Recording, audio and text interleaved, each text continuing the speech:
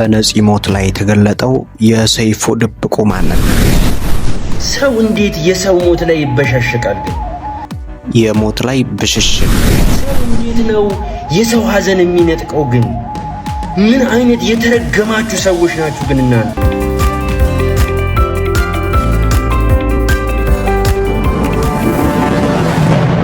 ሰላም ጤና ይስጥልን። እንዴት ቆያችሁ? እንደተለመደው በአዲስ ቪዲዮ ወደ እናንተ ብቅ ብለናል። እንግዲህ ከሰሞኑን በጣም በሚያሳዝን ሁኔታ ኢትዮጵያ ታላቅ የአርት ባለሙያን ያጣችበት ወቅት ነው።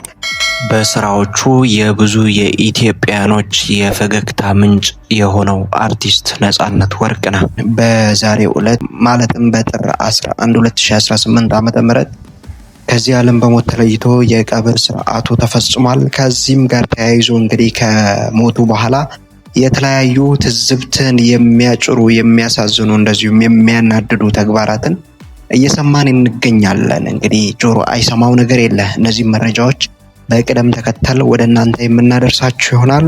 ቪዲዮን እስከ መጨረሻው እንድትከታተሉት ግብዣችን ነው። ከኛ ጋር ቆዩ። ሰው እንዴት የሰው ሞት ላይ ይበሻሸቃል? ግን ሰው እንዴት ነው የሰው ሐዘን የሚነጥቀው? ግን ምን አይነት የተረገማችሁ ሰዎች ናችሁ ግን እናንተ? እንዲህ አቡነ ማትያስ እኮ የሐጂ ሙፍቲ ለቅሶ ላይ የተገኙት እኮ ሙስሊም ስለሆኑ አይደለም፣ ሰው ስለሆኑ ነው።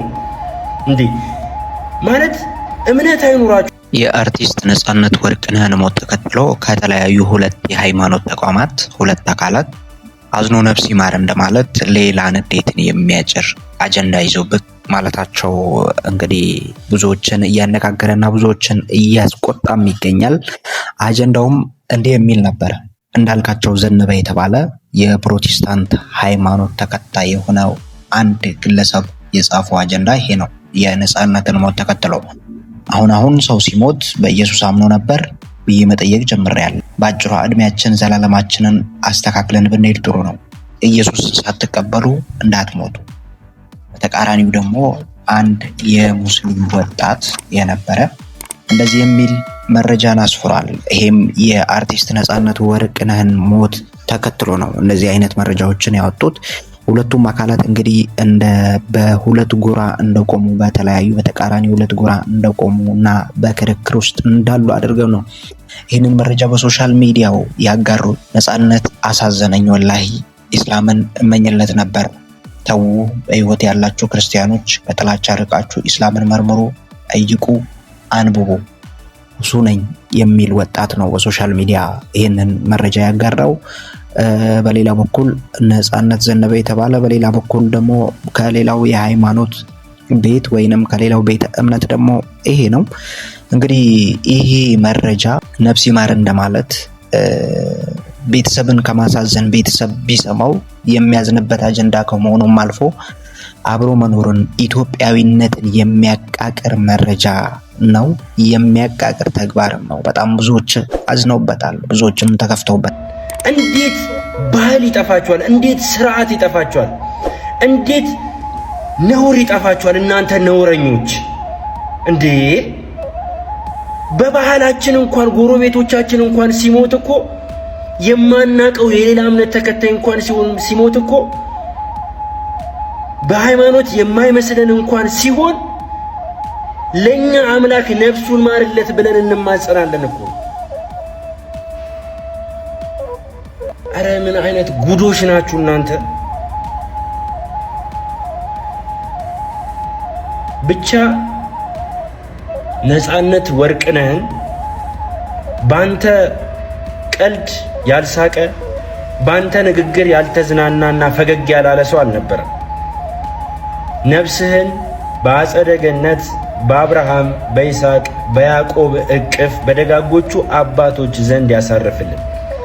ለቤተሰቦቹ እንዲሁም ለመላው ኢትዮጵያን አድናቂዎቹ መጽናናትን እንመኛለን። እግዚአብሔር አምላክ ነፍሱን ያሳርፍ። ታዋቂው የቶክሾ አዘጋጅ ሰይፉ ፋንታሁንንና አርቲስት ነጻነት ወርቅነህን በተመለከተ በሁለቱ መካከል ባለው ግንኙነት አዳዲስ መረጃዎች እየወጡና በሶሻል ሚዲያ እየተጋሩ ይገኛሉ። የአርቲስት ነጻነት ወርቅነህ መሞት እንደተሰማ ሰይፉ በአርቲስቱ ዙሪያ አንድ የስልክ ንግግር እንዳደረገም በሶሻል ሚዲያ ተጋርቷል። ሰይፍሻ የሞቱን መንስኤ በተመለከተ ግን የተባለ ነገር አንተም የሰማኸው ነገር ይኖር ይሆን? እንግዲህ ተፈጥሯዊ አሟሟት ነው ማለት ያመው ነበረ በተለያየ ጊዜ እኛም እንደ ቤተሰብ እንደ ጓደኛ የምናውቀው ነገር አለ። ግን አሁን ደግሞ መጨረሻ ላይ ተሽሎት ነገር ነበረ። እየታገለ ነው አንዳንዴ የሚሰራው እንጂ ህመም አለ። ያ ህመም እንግዲህ በጊዜ ሂደት ይሻለው ይሆን? አንዳንዴ ይሻለህና አንዳንዴ ደግሞ ሳይሻል ይቀር የለ። ልክ እንደዛ ነገር ሆዶ በቃ እየተሻለው እኔ ተገናኝተናል። የዛሬ 15 ቀን አግኝቼዋለሁ። እኔ ለሰይፉ ቤቤስ ቀረጻ ስገባ እሱ ቤተሰብ ጨዋታ ቀርጾ ሲወጣ እና በጣም በቃ እንደውም በቃ አማረብህ ተባብለን በቃ አምሮበት በቃ በጣም ለየት ያለ ነገር ባይቻው የተሻለኝ ነው። በቃ ጥሩ ላይ ነኝ።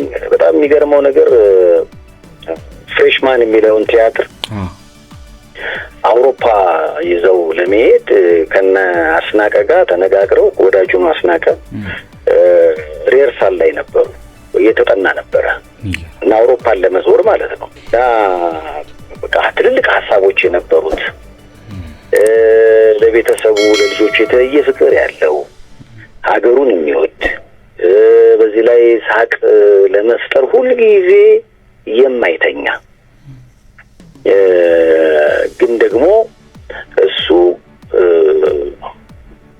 ምናልባት አንዳንዴ ሀዘንም ስሜት ውስጥ ሊሆን ይችላል ወይ ደግሞ ምናልባት የማያስደስት ስሜት ውስጥ ሆኖ ግን ለአንተ ደስታ የሚጨነቅ ሰው ነው። ነጻነት እንግዲህ ሰይፉ ፋንታሁን በአርቲስት ነጻነት ወርቅነህ ቀብር ላይ ከተገኙት አርቲስቶች መካከል አንዱ ሆኖ ሳለ በስርዓተ ቀብሩ ላይም ንግግርን እንዲያደርግ ተጠይቆ እምቢ ማለቱ ብዙዎችን ትዝብት ውስጥ ከቶ ነበረ። ብዙዎች ከምን አንጻር ነው ሰይፉ እንደዚህ የሚያደርገው ብለው በኔጌቲቭም የወሰዱት ብዙዎች ነበሩ። ነገር ግን ከጉዳዩ ጀርባ ያለው ነገር ሲጋለጥ ደግሞ ታዋቂ የቶክ ሾው አቅራቢና አርቲስት ሰይፉ ፋንታሁን በቅርቡ በሞት በተለየው የአርቲስት ነጻነት ወርቅነህ ስርዓተ ቀብር ላይ ንግግር እንዲያደርግ ተጋብዞ ፈቃደኛ አለመሆኑ ብዙዎችን አነጋግሮ ነበር። ሆኖም ጋዜጠኛና ደራሲ ቴዎድሮስ ተክለአረጋይ ይህንን ጉዳይ አስመልክቶ ባወጣው መረጃ ከዝምታው በስተጀርባ ያለውን አስገራሚ እውነታ እና የሰይፉን ያልተገለጠ ማንነት ይፋ አድርጓል። ቴዎድሮስ በጽሁፉ እንዳረጋገጠው ሰይፉ ፋንታሁን አርቲስት ነጻነት ወርቅነህ በህይወት እንዲቆይ ከማንም በላይ ከፍተኛ ጥረት ሲያደርጉ ከነበሩት ጥቂት የቅርብ ሰዎች አንዱ ነበር በማለት ከአንድ ዓመት በፊት አርቲስት ነጻነት ለሕክምና ወደ ህንድ ሀገር ሲጓዝ ሰይፉ ፋንታሁን ከ1 ሚሊዮን ብር በላይ የሚገመት ድጋፍ አድርጓል። በቅርቡም ነጻነት ሲታመም ሰይፉ ከውጭ ሀገር አሜሪካ ዶክተር በማስመጣትና አስፈላጊን ወጪ ሁሉ በመሸፈን አርቲስቱ እንዲቆይ የቻለውን ሁሉ አድርጓል።